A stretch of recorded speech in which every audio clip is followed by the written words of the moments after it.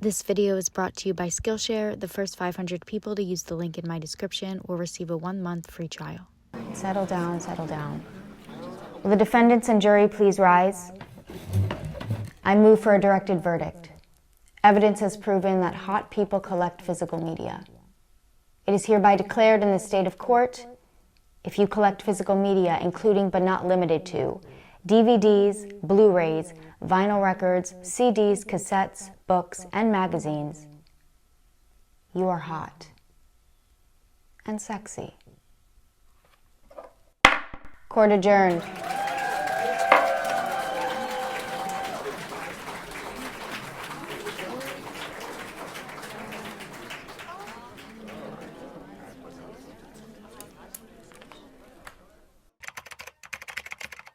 あんまり貧乏なのも困りますけど、好きな CD や本が買えるくらいの余裕があれば、本当にそれでいいんです。We have 10,000 Blu-rays. I know, my husband's a very sick man. Yeah. 10,000 Yes. Blu-rays. Have you heard of the internet? Yes, but he doesn't approve of streaming. What's that? So we have a lot of rare, hard media that you can't get anymore. Hey. Not that kind of hard. Okay, there you are. I was con- All right.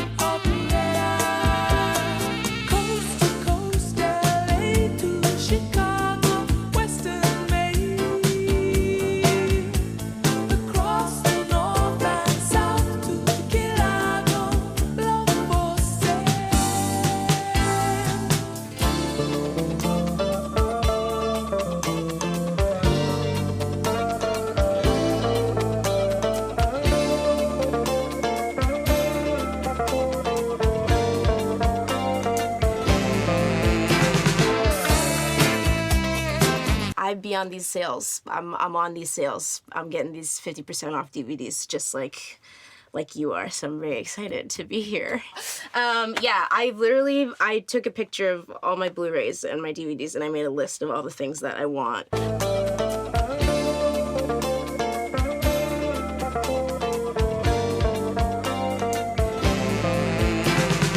Hello everybody, welcome. Today I will be going over my entire film physical media collection.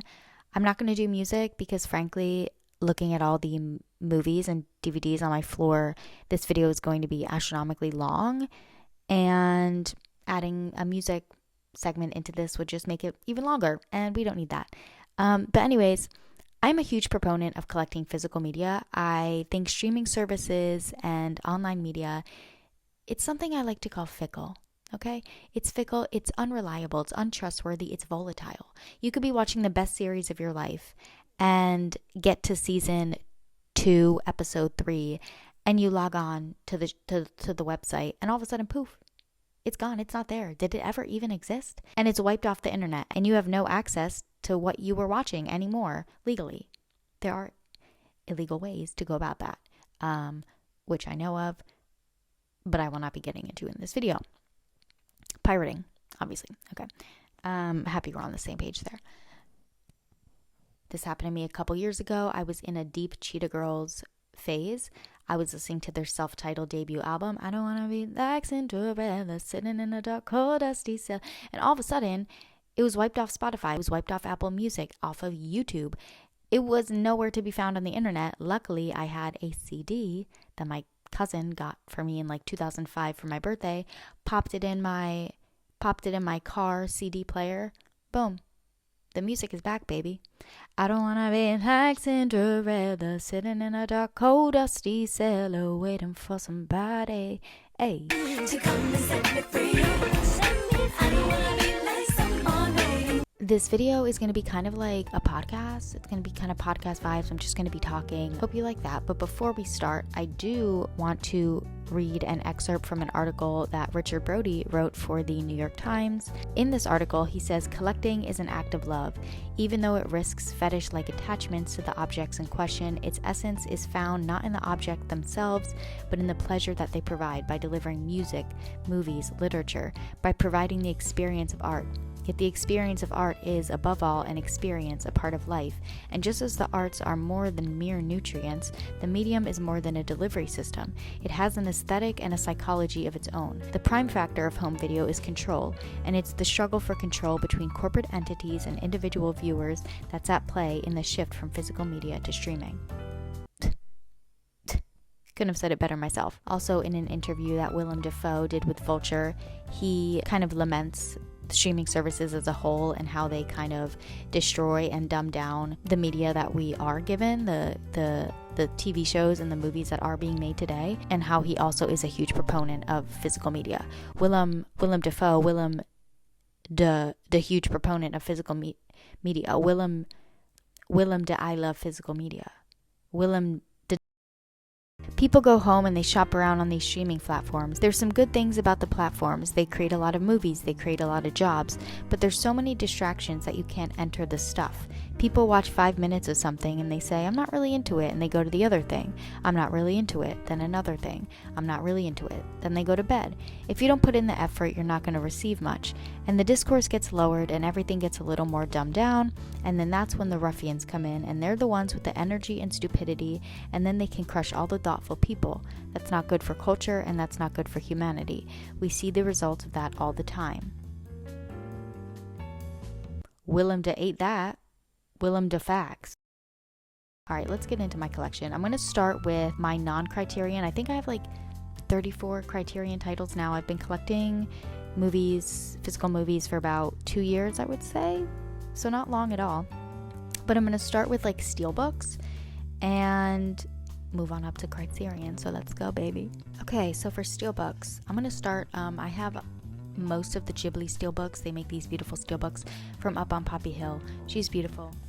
How's Moving Castle? Yes. God, I love steelbooks. They're just so cool. We have Spirited Away, of course. My boy No Face, right on the cover. I love how the art is so simplistic. It just has a character on the front. I like that. We have The Wind Rises, one of my favorite Ghiblis. I think perhaps my favorite Ghibli. So obviously I had to get this. I love the colors. I love the colors of all the Ghiblis. The Boy and the Heron. I acquired this one epically as G-Kids sent it to me. This one isn't a steelbook, it's just a Blu-ray, but like, yeah. Pretty awesome. Those are my Studio Ghibli films. Next up, we have, okay, this one I got for my birthday, prized possession, the complete Cowboy Bebop series steelbook. Oh my god. Yeah. We got season 1, season 2, season 3, season 4. I also have Raiders of the Lost Ark steelbook. This is the first film I can ever remember watching. It is also one of my favorite films of all time, so of course I have to have it physically. I think I have a problem with collecting things because I just love like the idea of holding something. I think that's why I like the art of ceramics so much, because like it's tangible. You can hold it, and I don't know. It's just, I love it. I also have this little inkling in my mind where like every single movie I've ever watched now, I need to own it physically. And not only is that completely batshit crazy, but it is also financially bad. But I don't know, I may do that with Criterion, just like every Criterion I've ever watched collect, because it would limit me. The last steelbook that I own is also a favorite of mine, Ocean's 8, Ocean's Mothers. Yes, beautiful movie. It has Rihanna in a beautiful, stunning red gown walking down the Met, and Cate Blanchett being mommy for 2 hours almost. And then this is random. I have this DVD called Ass Cat. It's basically like, I believe, some shows that like Amy Poehler and all those comedians did in their early days of the Upright Citizens Brigade. I've never watched it, but it's like their improv comedy show that was called Ass Cat. So I have that because it is nowhere to be found online. So now I can watch it. Is there a DVD even in this? Okay, yes. And my last non-Criterion is perhaps one of my most prized possessions, period, that I own. Godzilla -1 box set. Holy shit. Holy shit, let me open it for you. It comes with this booklet that has art, it has stills, it has facts about the movie. Yeah, it has the DVDs and Blu-rays in both the minus color version, the black and white version, and the regular version. And to me, that's just fucking stunning, love. Just fucking beautiful. I love Godzilla, -1 especially. Well, I've only seen 2 Godzilla movies, so I need to watch more of those. But yes, thank you, Mom. She got this for me for my birthday. Now let's get into Criterions. If you're not familiar with the Criterion Collection, basically actually, you know what? It says right here. The Criterion Collection is dedicated to gathering the greatest films from around the world and publishing them in editions of the highest technical quality with supplemental features that enhance the appreciation of the art of film. So basically, if your movie is in the Criterion Collection, it's pretty prestigious. It's pretty nice. And I do just love the Criterion Collection because it does have so much supplemental material. It has BTS, it has interviews with the directors. Sometimes they even have like shorts that you can't find anywhere online. They're just accompanied with the original movie, and it's included in the thing. I have 1996, The Day Trippers. This was, I believe, the first Criterion that I ever got, which was a blind buy. I just liked the cover, and I liked the movie as well. Rest in peace, David Lynch. I have Lynch Oz, which is a documentary made about, I believe, Lynch's affinity with Oz. I haven't watched it yet. I got it again for my birthday last month. So, excited to see this. Y tu mama también. Yes, watched this for the first time a couple weeks ago. It gagged me. One of my favorite movies of the year so far that I watched, first watch. The art on each Criterion as well is also usually created by an artist that the company thinks would, I guess, fit the style of the film, or I don't know. Y tu mama también comes with this beautiful booklet as well. It's a hefty booklet. They all come with pamphlets as well that just highlight a director's statement. Again, BTS, non-video form. Just also interesting to consume. Oh God, I love consuming just the behind the scenes and the intricate details of a movie, especially ones that you love so much. Y tu mama también, y tu mama también. A film by Alfonso Cuarón. Y tu mama también. Thank you. I'll be here all afternoon. Girl, next up, we have Portrait of a Lady on Fire. Yes, one of my favorite movies ever. Just beautiful, beautiful movie. Look at that beautiful cover. This one is something I will cherish forever. It is the Before Trilogy box set, directed by Richard Linklater. The most raw, beautiful portrayal of love and romance ever made in film, I believe. Shout out to movies where people just walk and talk. My favorite genre ever. And guys, the art. Come on. Come on. Oh, God. Just loves it. I love it. I love it. I love it. This isn't a Blu-ray. It's just a regular DVD. Paris is Burning. One of the best documentaries I've ever watched in my life. And I think every single person ever should watch this movie. The Grand Budapest Hotel. Again, beautiful artwork.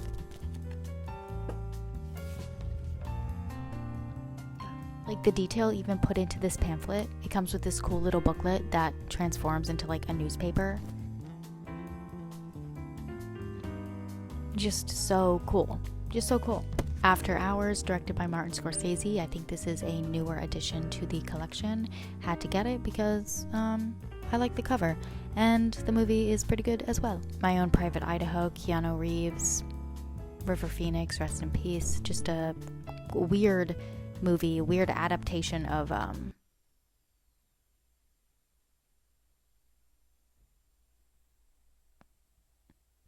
it's a weird adaptation of Shakespeare?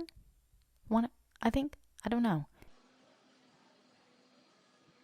We have Tokyo Story by Ozu. Recently watched this for the first time. Just a feat in filmmaking for its time. Once you watch your first Ozu movie, you realize, like, alright, this guy set the stage for everybody to come after him. You see his impact, his sheer impact in so many movies. I got this one because it was on sale. It's called The Makioka Sisters.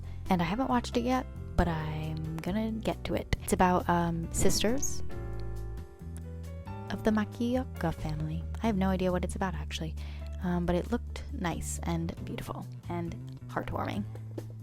It will probably end up breaking me. Perhaps the most beautiful in all of the collection, Mishima, A Life in 4 Chapters. Yeah, look at that. Shiny as fuck.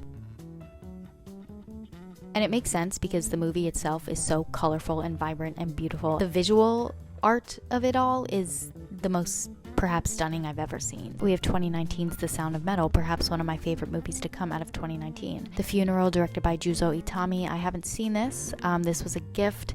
Shout out Chris for getting me this gift. This is by the man who directed Tampopo, one of the most delicious movies ever about ramen and love and sex. Also just obsessed with the art of these two. Tarkovsky's Stalker. I got this one on eBay for about $5. Have I ever watched it? No. Will I ever watch it? Well, I own it, so yes, but is it priority on my list? No. Wong Kar-wai's Rise. We have In the Mood for Love. Maggie Cheung and Tony Leung, just the sexiest, rawest, like proof that you don't need to have sex in a movie for it to be one of the sexiest movies ever. Just, she gagged the girls in this dress alone. Come on. Next up, we got one of my favorite movies of all time, The Power of the Dog, Benedict Cabbage Patch. You Will Always Be Famous to me. Too good. We have another Martin Scorsese flick, Robert De Niro in Raging Bull. Again, haven't seen this one. Need to check it off my list. Cool. We have Moonstruck. Okay. And this was also, I bought this one with Day Trippers. It was my first Criterion I ever bought. Another blind watch. A lot of you don't know is that my great grandmother and great grandfather starred in this movie. There they are. You probably see the resemblance really well. Can you see that? Yeah, just me and great grandpa Nick and great grandma Cher. Beautiful. They're so beautiful. They're so fucking beautiful. I love New York City and I love love stories. Well, yes, when the moon hits your eye like a big piece of pie. That's amore. This one I also got as a gift for Christmas. I haven't even opened it yet. Ryuichi Sakamoto opus, just highlighting the life of Ryuichi Sakamoto. It was also directed by his son, which is very tender and nice. Still Walking by Koreeda. I love the Koreeda covers that Criterion does. They're just so stunning. The booklet has more art and it also has a little recipe book in the back. Cooking with Koreeda. How cute. It has a recipe for kimpira daikon, corn tempura, rice with edamame and myoga ginger, pork belly. See, this is what I mean by supplemental material. I love it because it's also like so random and so pertinent to the movie itself because food played a big part in this movie. You have Bong Joon-ho, Memories of Murder. Oh god, this movie will stick with you. Again, one of my favorite movies ever. I need to rewatch it very soon actually. La Haine, I got this one in the mobile Criterion closet, which I made a vlog for Letterboxd and Criterion. Shout out. And my favorite movie of all time, we have Perfect Days, directed by Wim Wenders. This is also one of my prized possessions, and I'm just realizing now that the back is a little ripped right there, and that's gonna bother the hell out of me. Hell yes. He's having a perfect day. We have a film by my girl Anya Sparta. One sings, the other doesn't. I really want to get the box set of Anya Sparta, but it is like $200, and that is a lot of money for me. Well, for me to like justify spending on my collection. But then again, like, here's the thing: $200, I could be spending that on heroin, on cocaine, on cocaine, on drugs. Okay, but I guess it wouldn't be so bad if it was just a beautiful piece of art DVD by one of my favorite directors of all time. This is selections from a 1977 press book for the film. See, I haven't really gone through any of these, period, or only like once when I first got them. So it's kind of like, I feel like I'm looking at all of them for the first time. Some of them I am. Even the DVD is stunning. Stunning love, Petite Maman. This movie will break you, and it will make you want to say I love you to your mother, to your maman. This one I thrifted at a DVD/record store in New York. I forgot the name. Academy Records, yes. Personal Shopper. I really like this movie. It was very, very odd, very weird, very dark, very mysterious, but it stars Kristen Stewart, and she did a great job. Go Kate Stu. We have Yi Yi, directed by Edward Yang. Again, one of my favorite movies ever. The Complete Lady Snowblood. This one has the first and second movie. of Lady Snowblood, and this one comes with a poster. Cool as fuck? I think yes. Dragon Inn, a martial arts movie. Haven't seen this one either, but I'll have to get to it soon. It's actually crazy how most of these are Blu-rays, and you may be wondering, like, Lauren, I always see you watching movies on your laptop. Do you have a Blu-ray player for that? No. So I technically can't even watch any of these, but I'm waiting. When I find a new apartment, I'm going to finally buy a Blu-ray/4K television, and it's going to change my life. I promise you that. I only have a DVD player that I can hook into my MacBook, so I can only watch DVDs. But I think most of these, the Blu-rays also have DVDs with them, so it's not a problem. But I would still like to watch it in Blu-ray in a higher resolution than like 480p or whatever it is. We have another Edward Yang, A Brighter Summer Day. The summer day was not so bright in this. It was actually very dark. It was a dark day. Purple Noon, another one of my favorite movies of all time, Fantastic Mr. Fox. This one has a lot of like BTS. Yeah, that's my last one. Of course, I have Parasite, directed by Bong Joon-ho. I think Parasite was like one of the movies that got me into movies, which was pretty recent, 2019, or maybe more like international movies, which obviously like it won the Oscar. I think it was a lot of people's in for like exploring international film. Like this was my delve into South Korean cinema, and once I got into that, I just fell into a rabbit hole of especially like Asian cinema. But yeah, that is my collection. That was my physical media film collection. And I cherish it like a mother cherishes her child. They are my children. You know, in an era where so recently, like the past year, Target, Best Buy, so many other major stores that used to carry physical media, they stopped. And it's a great opportunity to support more independent businesses such as Arrow Video, Kino Lorber, Criterion. There's just something really special to me about having being able to tangibly have a piece of art that means so much to me. I think it's becoming something so much bigger in the zeitgeist, especially amongst the younger generation, you know, my generation. I think physical media is really making a comeback, especially with like the Criterion Closet videos. Like all of these celebrities like Ayo Edebiri and like ones of our generation going in and showing their love for physical media. And I think it's definitely upticked the interest in it as a whole. Anyways, I hope you enjoyed that little collection. If you want to see my CD collection, I'm a huge collector of CDs as well. Not a big record gal. Okay, I recently sold all my records because a record player, I feel like it just takes so much space, and CDs are like compact. They're compact discs. Thank you so much for watching. I implore you to go out and buy that first DVD. Some of them are $5. Just go out and invest. Yeah. Okay, thank you for watching. I'm happy you're here. I'll see you next time.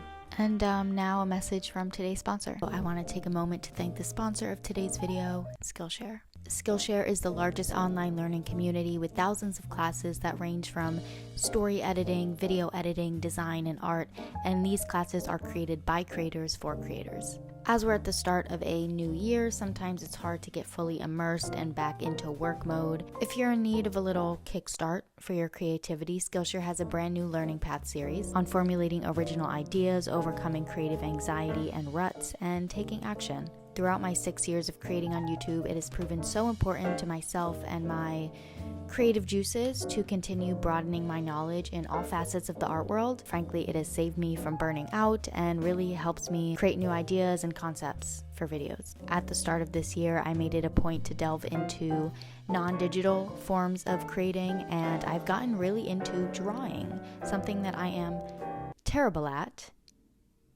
but nonetheless I'm learning. I'm currently taking a class called Learn to Draw, a comprehensive introduction to drawing foundations and style by Mimi Chow. As a beginner, this class teaches me core fundamentals and foundational tools of drawing through a mindful, non-intimidating approach, which I love, since learning something brand new can be quite intimidating sometimes. I've been taught about lines, shapes, color, and light through plant studies, a focus on human form, and portraits. If you guys are interested in learning from the path or course that I mentioned, or are wanting to try out something else, the first 500 people to use the link in my description will receive a free 1-month trial of Skillshare. Thank you to Skillshare for sponsoring today's video.